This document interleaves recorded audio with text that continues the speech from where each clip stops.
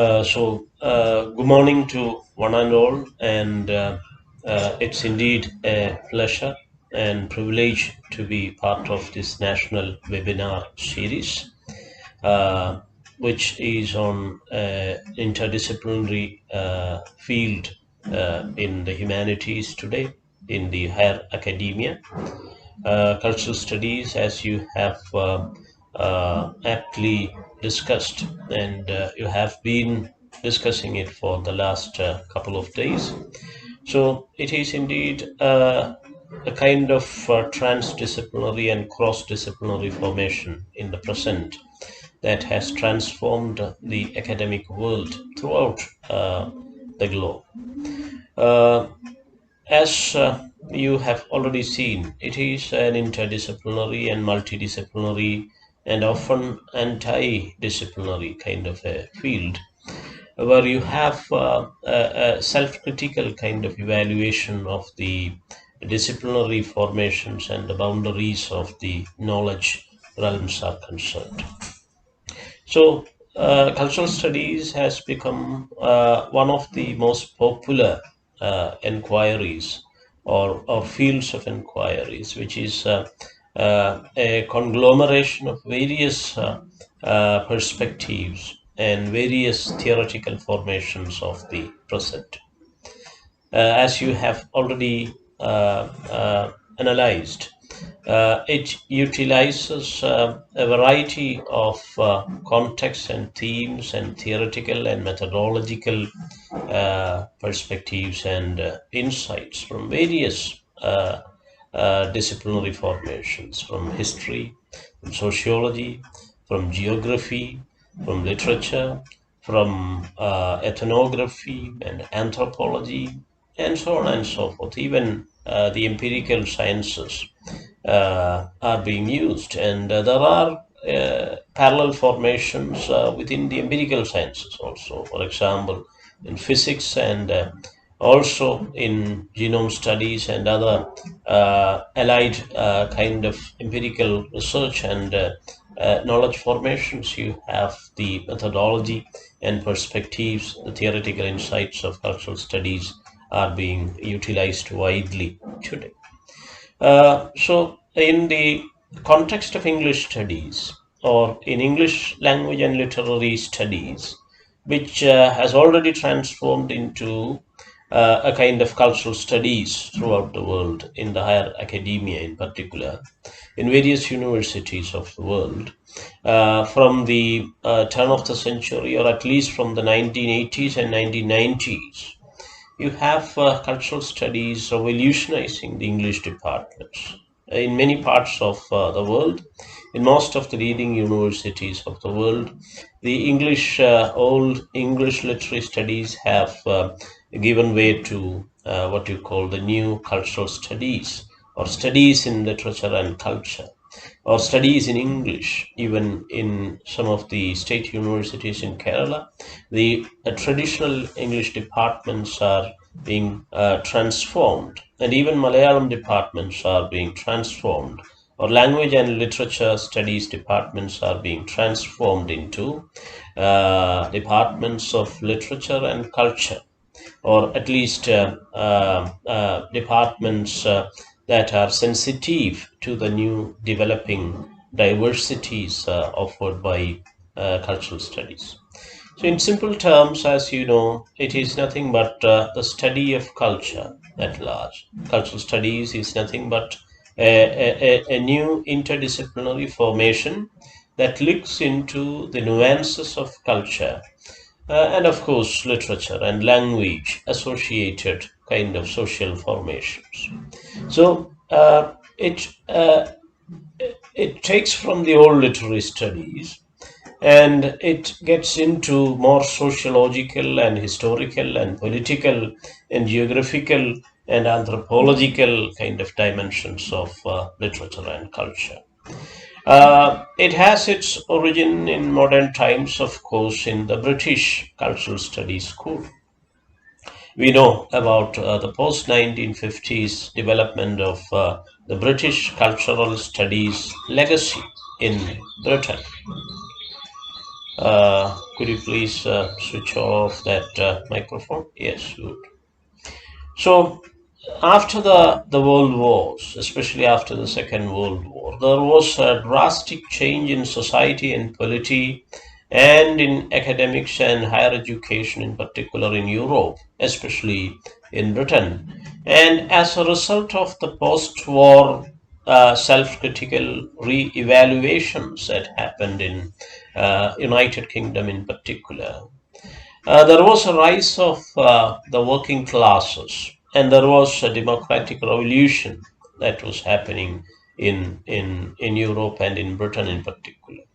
As a result of this post-war reconstruction and rethinking and re-democratization of the British society, the working class culture has got some prominence because they were indulging in a kind of rigorous reconstruction of British society and infrastructure and polity at large.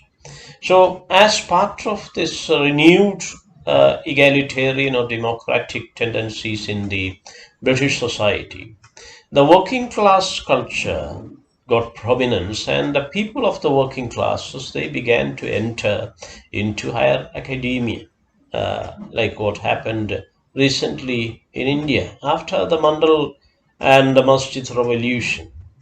The excluded people began to enter into the university, and that is how the Rohit Vemula episode happened, we know.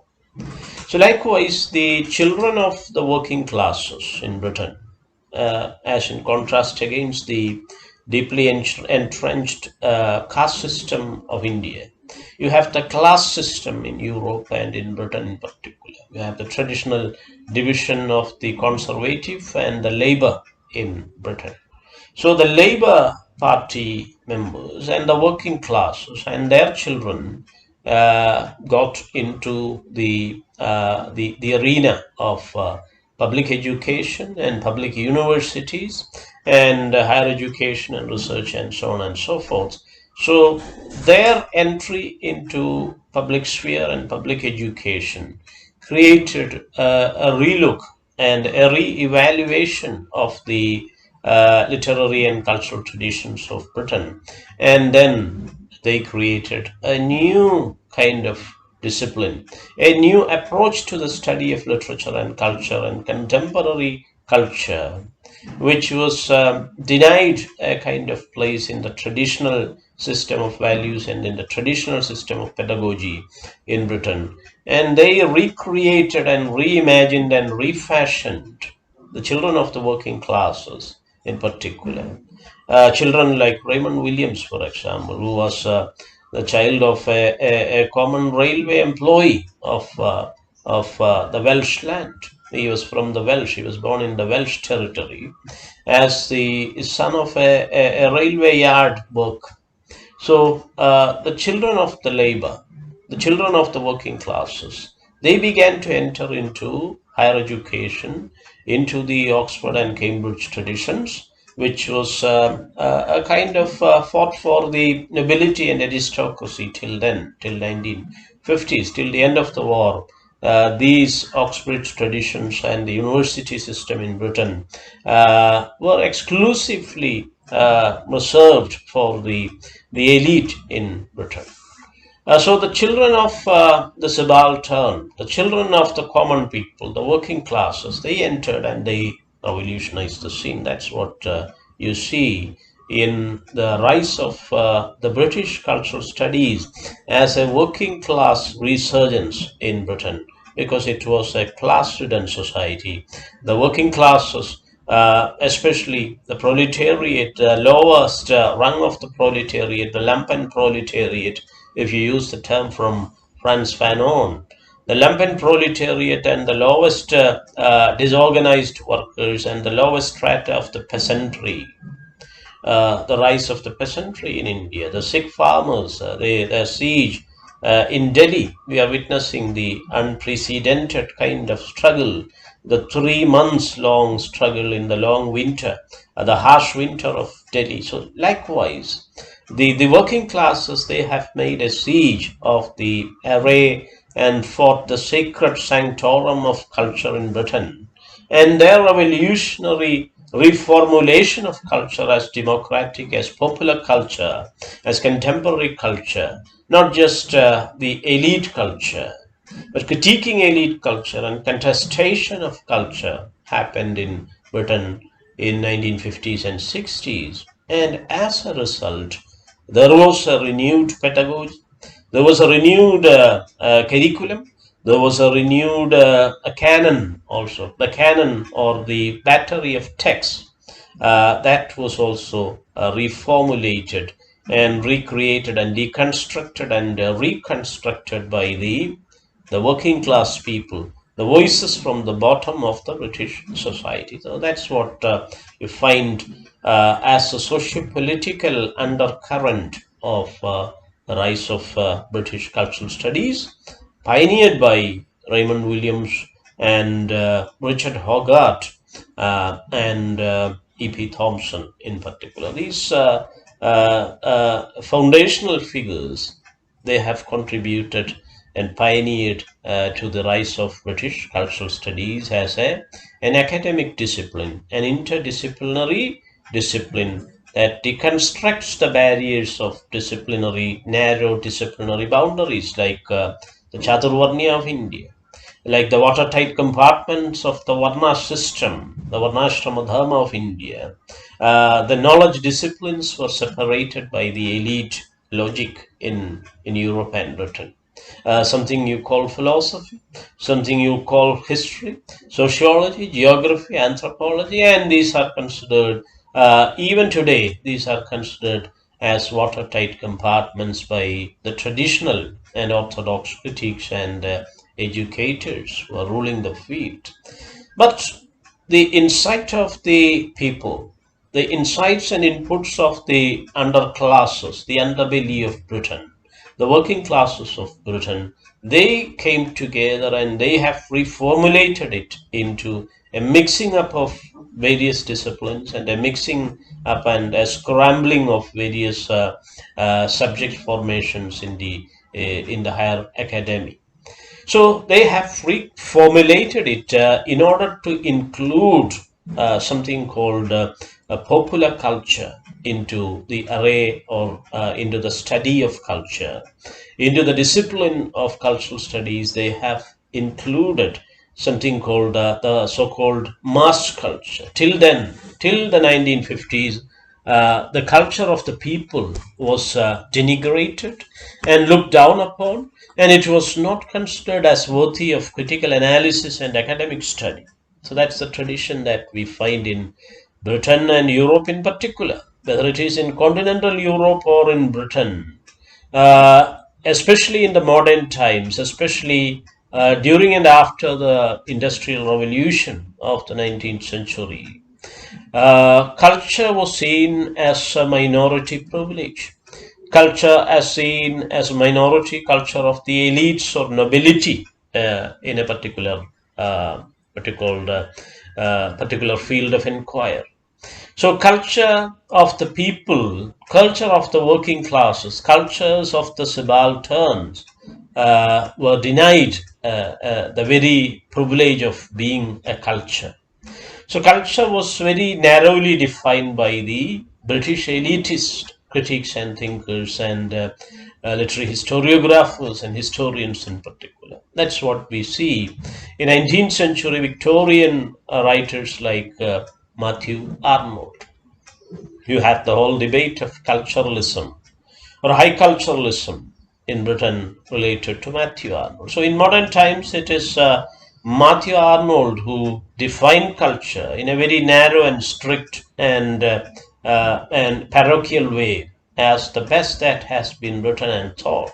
He also introduced the classics as the culture, the classics as the yardsticks, the classics as the parameters of the measure, the measuring rod or the touchstone. The classics are the touchstone to which you have to compare the contemporary new works, and then you have to determine the comparative value. So it inaugurated the comparative method of criticism and also the minority view of culture as culture as classics, culture as something belonging to the past and the elite, and the privilege of the minority elite. This was something called the high culturalism of Matthew Arnold, because he viewed or he considered only high culture or the culture of the nobility or aristocracy as culture, as the real culture or valuable culture, worthy of study and analysis and criticism and interpolation and so on and so forth.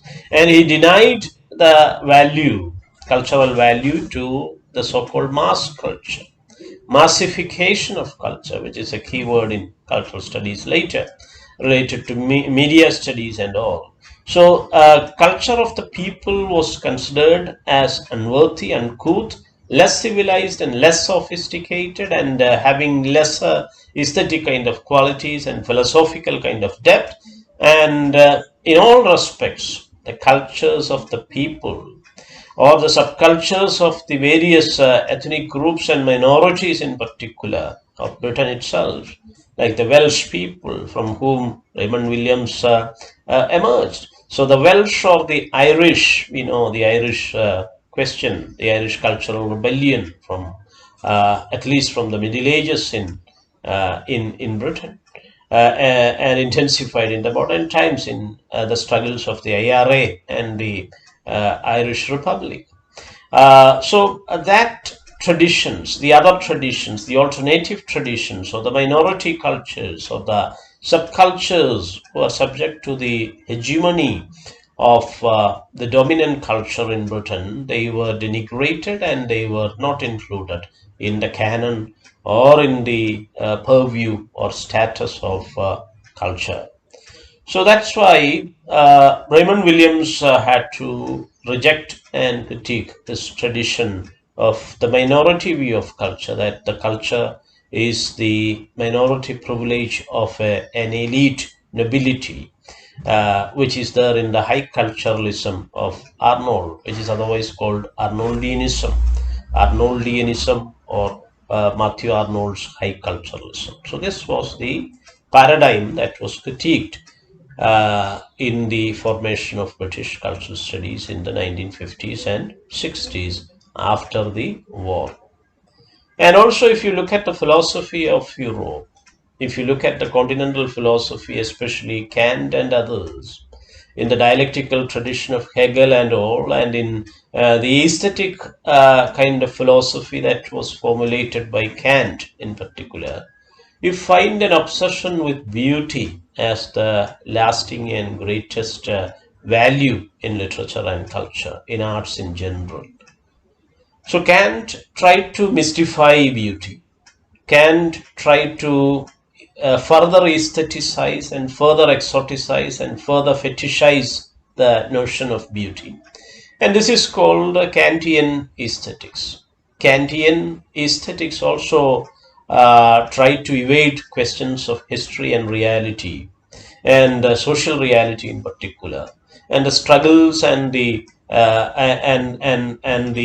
contestations of culture that have emerged from the people at the bottom of the society, especially the others and outcasts of Europe and the non-European. Even Hegel, who is considered as a foundational figure of the Enlightenment tradition of Europe, modernity of Europe, even Hegel couldn't acknowledge the full-fledged humanity of the non-European, the other, especially the black people of Africa.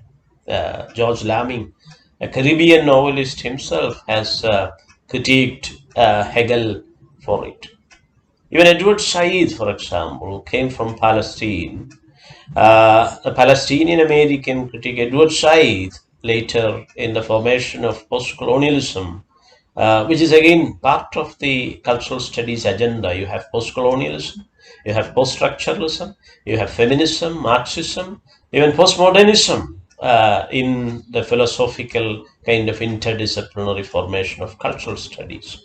So post-colonialism and race and ethnic studies have also contributed immensely to the divergent kind of eclectical agenda of cultural studies. So Edward Said, as a pioneer of postcolonialism, later he find a critique of Matthew Arnoldian high culturalism and Kantian aesthetics that exoticized and mystified beauty as the greatest and lasting virtue. You will find as a critique in postcolonial thinkers like Edward Said later in texts like Orientalism and Culture and Imperialism, in which he looks closely into the novel of Britain, how Dickens to Jane Austen and Konrad Korzeniowski, how they have disseminated the messages of the empire even through the novel, how the novel has been complicit in the creation of certain hegemonic attitudes that privileged European imperialism abroad.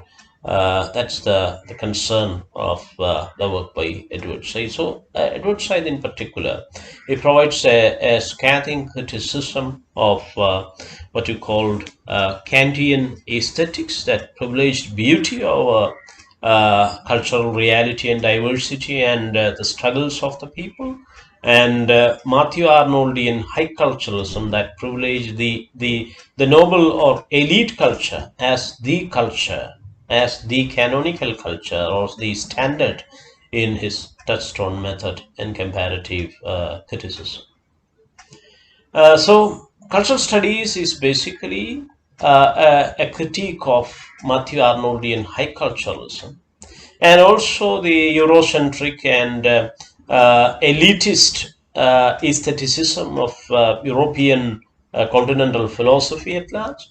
And also, it is a diversification of the discipline into a cross discipline, combining various methodologies and theoretical perspectives, as I told you. Basically, it's a British Marxist formation. Definitely, these were Marxists, but it's a contestation of the orthodox Marxism as well.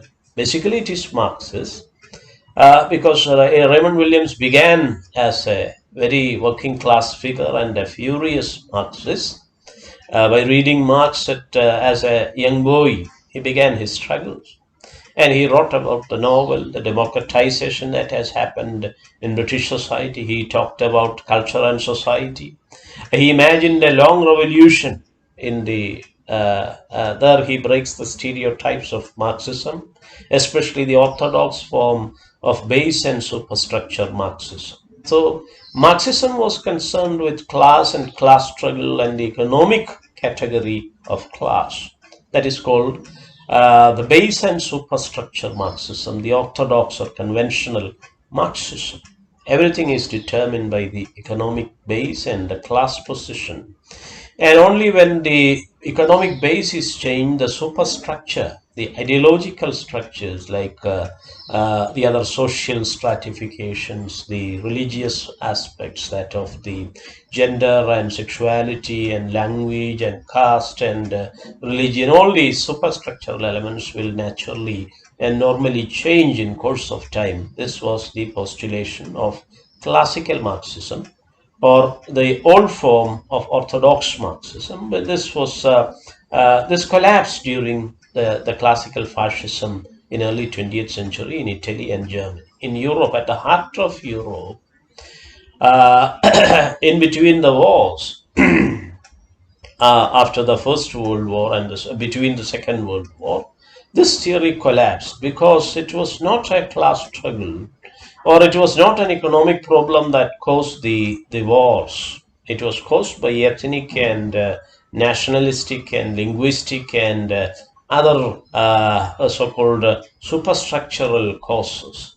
That question was addressed by a new Marxist thinker in Italy when he was put into prison by Benito Mussolini. Antonio Gramsci, the Italian thinker and philosopher. He was also a party member of the Marxists. He was a Marxist thinker, but he broke the stereotypes and the conventional thinking of Marxism that determined everything on the basis of economics. So Gramsci was the first thinker to to address and identify the significance of culture, the significance of social aspects and socio-cultural factors and historical factors that is causing the rise of fascism, and why the people are voting for fascism. Well, how can the fascists come to power even through the making a mockery of the democratic system and the voting system? This key question was addressed by Antonio Gramsci, the Italian thinker in early 20th century. So in the 30s and 40s, Gramsci, and unfortunately, because of the fascist torture, he was killed.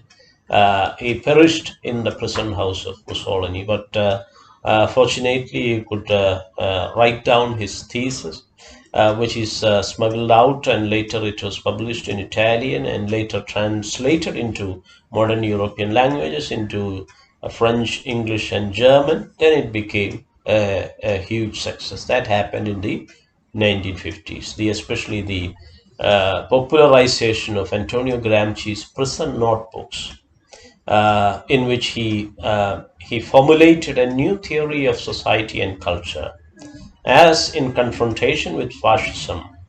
Why people are joining the fascist brigade? This question, because of the centrality of culture, because of the dominance of cultural traditions and norms in a society, which he identified, or which he called as hegemony, the cruciality of the dominant culture, which is a consensual culture. Hegemony is indirect kind of dominance. It is not direct brute force or brute direct political or economic exploitation, but it operates through socio-cultural normative practices in a society. It comes as tradition. It is passed from one generation to other as tradition or religion or the culture or the social norms and privileged or accepted standard practices in a society. So that's why people are falling prey to the most inhuman power structures of fascism in a given society, especially in the Italian society. He studied Italian history and the history of the peasantry in particular, to look at the cruciality of culture, and he provided the cultural turn in Marxism. Lawrence Grossberg and Carrie Nelson, they have written that book, edited that book, The Cultural Turn in Marxism. The cultural turn in Marxism, the cruciality of culture. This was coined and constructed and made possible by Antonio Gramsci. So Antonio Gramsci renewed the old orthodox classical base and superstructure Marxism, economic determinism, into the study of society and culture, and historical factors should also be there as part of analysis, not just the economic base, but history, society, culture. All these things are more important. So you need to address the deeply entrenched socialized forms of inequality and stratified society and hegemony of culture. The notion of hegemony as consensual rule, where even the victims are complicit in the rule. The victims cannot question it because they are complicit, they are co-opted, and they're part of the conspiracy, and they are complicit in the hegemonic consensual rule, and therefore they become the agents of that. Like the disprivileged people are becoming agents of that. Women themselves becoming agents of patriarchy. Or the Dalit Bahujans in India, they becoming agents of the Brahminical patriarchy in India, or the Varna caste system in India. Likewise, the Italian peasantry, they have also become the agents and reproducers of fascism, classical form of fascism that was spearheaded by Benito Mussolini in Italy, who imprisoned Antonio Gramsci, and also, as we know, in the Nazis of Germany, which was done by Adolf Hitler himself. So it is Antonio Gramsci who provided the break, the cultural turn in Marxism, and that created the new left thinking of the world. That's how you have the new left thinkers, both all these people, whether it is Raymond Williams, who was the son of a railway employee from Welshland, or Richard Hoggart, who was into adult education. Richard Hoggart has written the pioneering book, 1957. He wrote and published the aspects of English working class. Working class culture was seen as a counterculture, a democratic culture by Richard Hoggart, who was into adult education, who became the secretary, chairman of the UNESCO later. And he founded the British Cultural Studies School at Birmingham University in 1961. He founded the Triple CS, Center for Contemporary Cultural Studies, Triple CS, CCCS, Center for Contemporary Cultural Studies at Birmingham University, which became the breeding ground, or the ground paradigm, the basic what you called abode of the cultural studies group, British cultural studies group. So Hogarth, he wrote about uses of literacy. That is the first title, Uses of Literacy, 1957 work. The Uses of Literacy, Aspects of British Working Class, which became a pioneering foundational work for cultural studies that talked about the cultures of the working classes and the others and the minorities in Britain. And then Raymond Williams in 1958, he published Culture and Society, that extended the study of Marxism into neo-Marxism, the study and analysis of contemporary society and culture in Britain in particular. Then you have the historian E.P. Thompson writing about the making of the English working class. That's the another saga, a historiographic writing on the working class culture in Britain, not as the political economy. It is these works entirely differ from the orthodox Marxist position of analyzing economics and political economy, but they are looking into socio-cultural and political aspects of society. That's the difference, the paradigm shift that was created by the intervention of Antonio Gramsci, and the availability in translation of the prison notebooks written originally in the 1930s and early 40s by Antonio Gramsci. So this turn of Marxism, the cultural turn, has created the new left, and the new left thinking, which is more on culture rather than on economics, or obsessed with political economy. So it deals with various aspects of culture. The people's culture is taken into the consideration, into the canon. It is reformulated and rehabilitated. The culture of the people, the ordinary people. So that's why Raymond Williams defined culture as something ordinary. If for Matthew Arnold, it is the most distinguished, the best that has been thought and written. The classical, so-called classics and classical culture is culture for Matthew Arnold, but for Williams and Hogarth and E.P. Thompson, culture is ordinary. It's a whole way of life, defined Raymond Williams. It is ordinary, it is at the bottom. Culture is at the bottom of society. Culture precipitates, it is the residual that is at the bottom. In the Long Revolution, it talks about three forms of culture.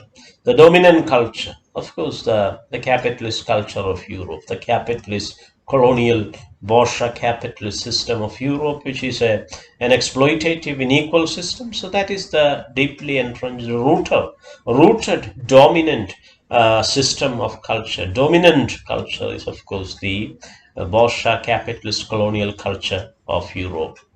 And then you have the residual culture, the old kind of culture residuing in modern times, or precipitating in modern times, in especially in the middle and upper echelons of the society, which is a residual culture, the residue of the hanging over of the old feudal Europe. Feudalism, feudal traits, feudal nostalgia, feudal elements, and the nobility culture, the culture of the nobility, the House of the Lords, where you have that aristocratic noble representation, even in the parliament, as a decisive element in Britain. That's described as the residual remaining hanging over culture of nobility and aristocracy and feudalism and monarchical rule. That is the royalty tradition or the aristocratic tradition, the conservative tradition. If you talk in terms of party politics in Britain, the Labour and the Conservative. So the conservative position that got prominence by the 1980s, at the end of the 1970s, at least from 1979, that kind of an aristocratic conservative culture got prominence in Britain. That ended cultural studies project also. The rise of Thatcherism in the 1980s, and by 1990s they have chalked the triple CS, which was instituted by Hogarth in 1961.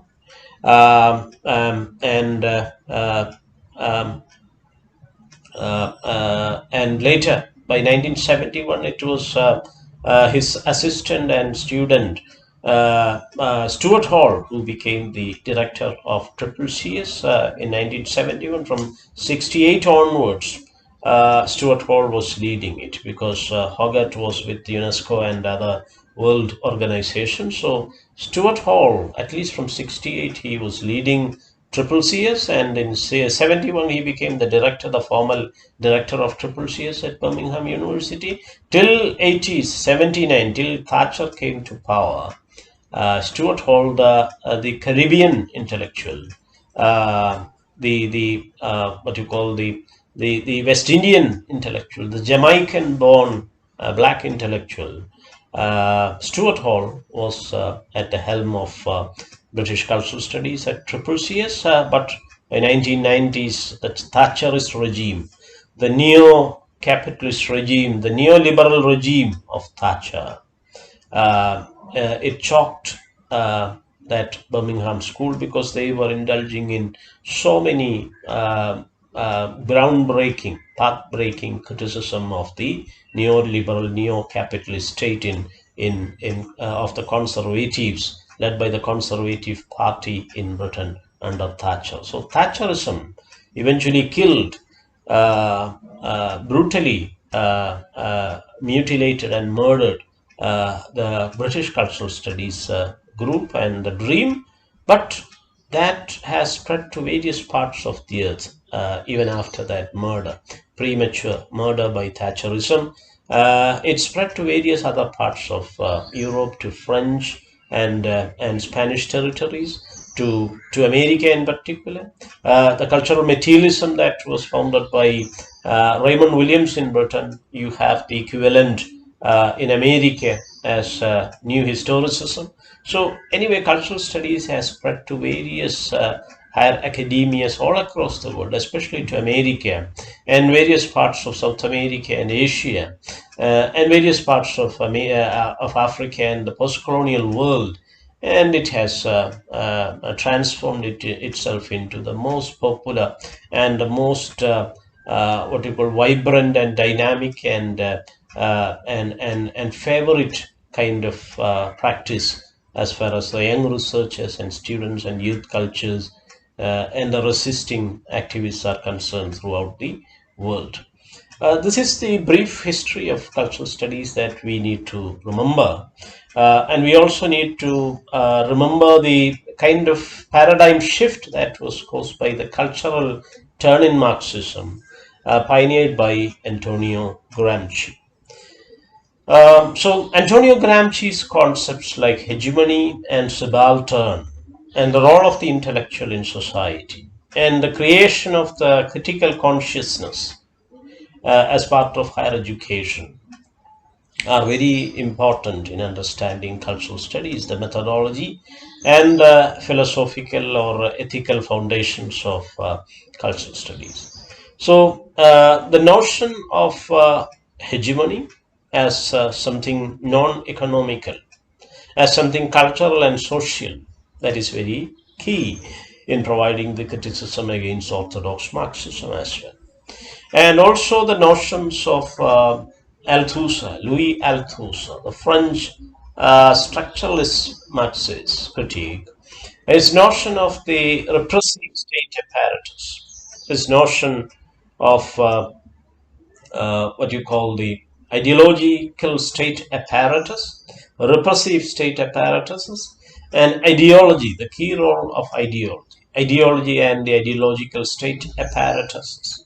That's the key essay in which Louis Althusser has described about the power of ideological aspects, the socio-political aspects in society, not just the economic thing, but it is through ideological conditioning that the state manufactures consent, or the ruling elites, they create consent through ideological kind of practices like that of education, the pedagogy, the police and military. They are brute forces, but at the same time indirect forces of cultural and social conditioning, political propaganda. All these aspects are also there. So the apart from the what you call the economic basis and economic and political forms of repression through state police or military or other administrative hierarchical structures, you also have ideological factors like education or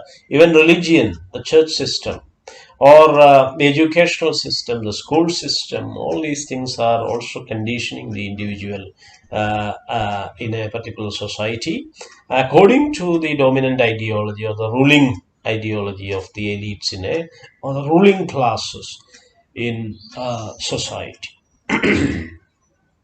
So the notion of ideology and ideological state apparatuses as repressive state apparatuses by Louis Althusser has also uh, uh, uh, provided a key insight to cultural studies, along with Antonio Gramsci's notion of hegemony and subaltern, the people who are subjected to the hegemony of the elites in a society, and also plenty of other formulations.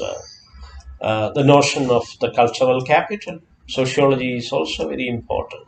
Later, they have reformed triple CS into cultural studies and sociology department, and later even that was sacked by British state in 1990s after they have conducted a kind of research exercise where they have eventually abolished that school as such, as the what you call an economic criterion that was brought in Kerala recently.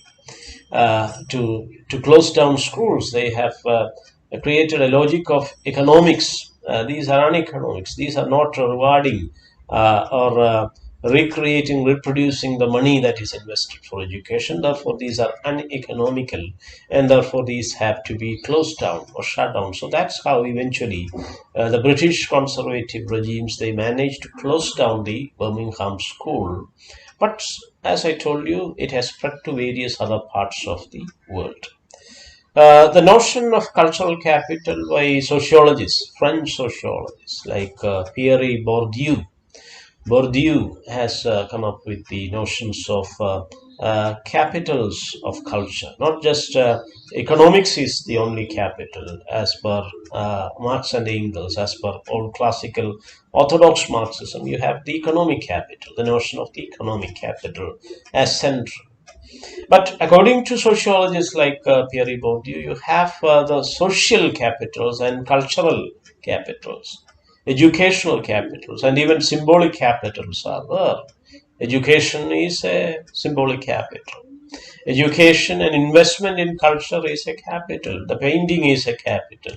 The film is a capital. The book, the published work, is a kind of symbolic and cultural form of capital.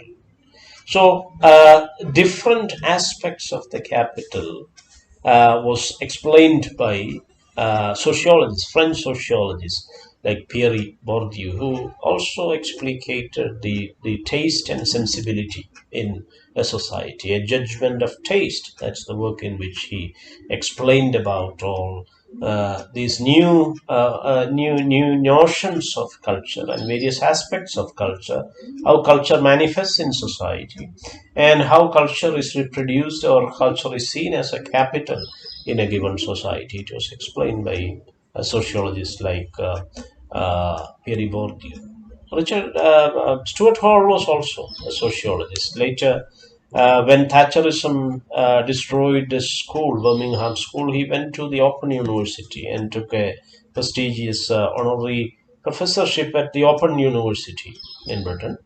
And there also he continued his studies, and he has published a lot about the neoliberal racist culture of Britain. So that's how they have developed the extended cultural studies into the study of race in into the real politics, into the real experience of politics. Politics as people matters. Politics as ground reality. Politics as ideology. Politics as socio-cultural and historical realities of the people. In that sense, British cultural studies, especially in the second generation of Stuart Hall and Paul Gilroy in particular, these are the foundational figures. And Richard Dyer and all, they have extended it to the study of films and gender and queer theory was also incorporated into it by film studies experts like Richard Dyer later. They all have that legacy of Williams, Hogarth, E.P. Thompson, and Stuart Hall. They were all students of Stuart Hall. So Paul Gilroy provided a new break in post-colonial studies by looking at ethnic and race studies. He recreated the new forms or as a critique of modernity, as a critique of European Enlightenment tradition. He talked about the counter cultures of modernity and the double consciousness of modernity in a work called The Black Atlantic. The Black Atlantic, Modernity and Double Consciousness, invoking W.E.B. Du Bois himself from African American context of early 20th century. We know about W.E.B. Du Bois and James Baldwin and Ralph Ellison and Richard Wright and others. So that kind of transdisciplinary and cross-disciplinary intersectional kind of a theoretical formation was made possible in addressing the reality of the people and the reality of politics in Britain. And that's how cultural politics came into being. Because from the beginning itself, Williams has defined it as a hallway of culture. Culture is ordinary, and culture is not just the privilege of the elite, but it is a hallway of culture. Popular culture is also part of it. He did it in most of his works. And E.P. Thompson has gone to the extent of defining culture as a hallway of struggle. So, culture is a struggle. Culture is part of your life struggle. You cannot have an independent existence from culture. So, it is nothing but life itself. It is life and its struggle, the struggle for survival, especially in context that Antonio Gramsci experienced in confronting fascism. It becomes a struggle for survival.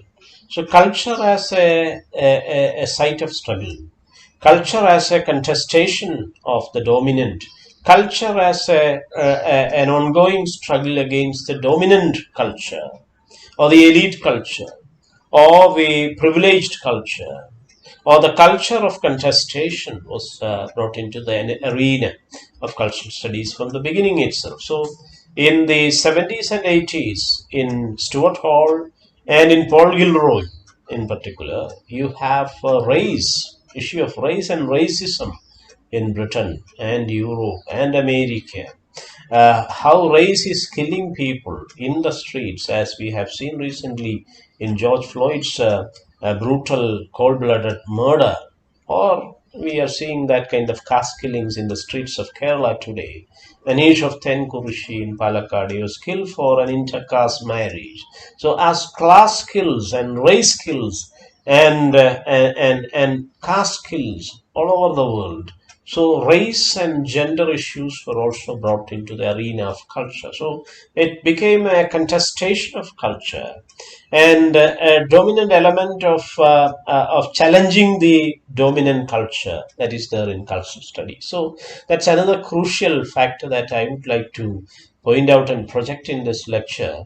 Cultural studies is also cultural politics in the sense that it is a contestation of the dominant culture, and it is what you call a struggle against the hegemonic culture. So, cultural studies is nothing but a challenge or a contestation of the hegemonic culture and a struggle for the expression of the people and people's culture.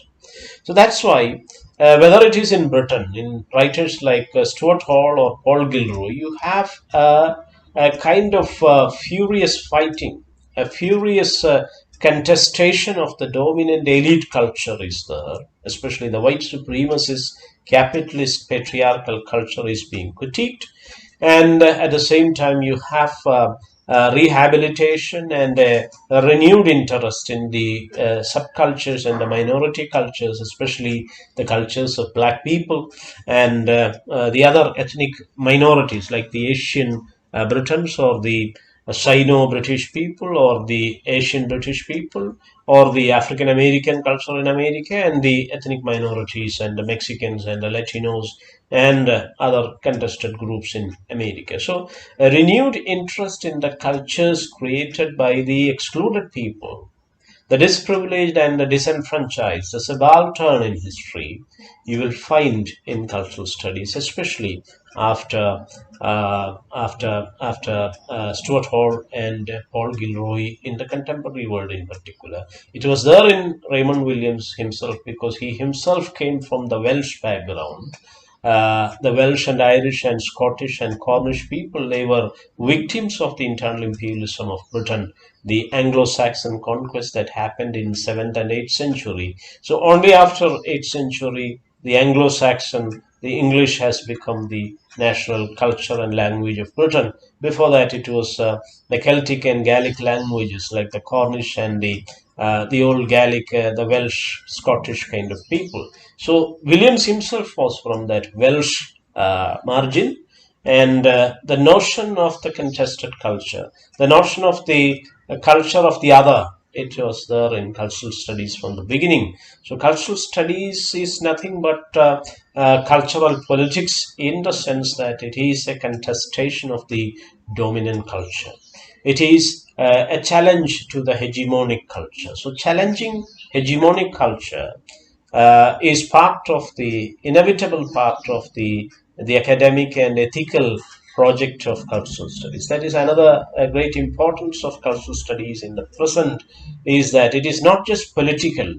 It is not just the politics of culture that matters. It is ethical also. It looks into the ups and downs of history and the ethical balancing of history. It looks into the people who are denied their cultural shares, their due shares in history. And it looks into a balancing of culture, both popular culture and elite culture. All the cultures have place in it as a democratic arena.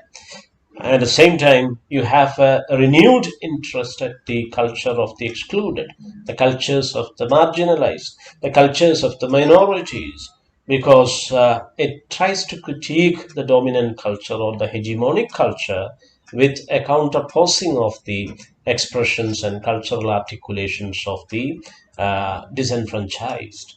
So that makes it a way of struggle, as E.P. Thompson has described, a whole way of struggle. It is more powerful than the class politics and the bloody revolution. It's peaceful, it's democratic, it's artistic, it's creative, it's aesthetic. So it is the most vibrant and powerful form of politics in the world, the cultural politics of the people.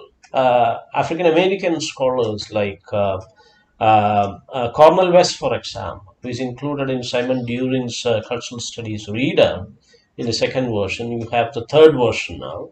The third edition is there by the American expert Simon During, who has edited the Cultural Studies Reader for Routledge Publishers. He has also written the introduction to another book on introducing cultural studies. Ziauddin Sardar has written another book on a short book on introducing cultural studies. So everywhere, these scholars, they talk about the politics and ethics of cultural studies. So it is not a neutral and so-called impassioned or so-called academic kind of discipline. It's an academic field, of course, but it is having a politics and ethics. Ethics is at the core of it, especially in these radical practitioners from Williams to Stuart Hall to Paul Gilroy in particular, even to Richard Dyer, who is working in films, the film cinema of the queer and queer theory and the transsexual cinema and all. Even those who are working in the transsexuality issues, uh, the ethics of the minority culture, the ethics of the other culture, the ethics of the other is very important. Ethics itself is a compassion and unconditional support and communication and acknowledgement of the other. Without the other, how can you talk about ethics? So it is an ethical agenda. It is a political agenda. It is the contestation of the dominant culture. It is the contestation of the hegemonic culture. And it is for the rise of the excluded and the subaltern. The subaltern coming into absolute power or hegemony, that was the dream of Antonio Gramsci. He dreamed of the subaltern entering into history and society.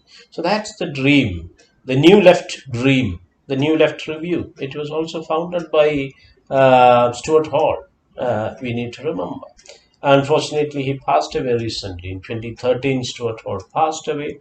But that long legacy, but it is continuing in the form of Paul Gilroy or Richard Dyer and others. They're continuing that struggle. So all across the world, this ethical agenda, the political agenda of emancipation and representation. Representation is a key work of Stuart Hall himself. He was the first one to codify it in theoretical terms, representation, signifying systems, the communication systems, and also he contributed immensely to media studies apart from cultural studies, because all these are overlapping territories now.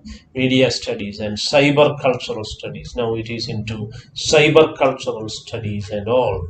Donna Haraway and others, they have extended it to the post-human, even the critique of speciesism and anthropocentrism and the Anthropocene, the critique of the Anthropocene and post-humanist kind of developments are happening in collaboration with or within the mixed geography or territory of cultural studies today. So it is the core that I want to project. It is political and ethical. And that is the message that we get from Raymond Williams to Stuart Hall to Paul Gilroy in the present. So it is nothing but the contestation and challenge of the dominant culture. It is a critique of the hegemonic culture that we need to continue, which is very important in India today in the context of unimaginable kind of violence and repressions and ideological state repressions are happening everywhere in India in the unfortunate context of totalitarian formations in the country. By projecting this dimension of cultural politics and the significance and the centrality of cultural politics at the heart of cultural studies, let me conclude here for discussion and to listen to the voices of the other, especially the young students and researchers here. I thank the department, Ms. Smita, and all other friends and colleagues and young students here. Thank you very much for this opportunity.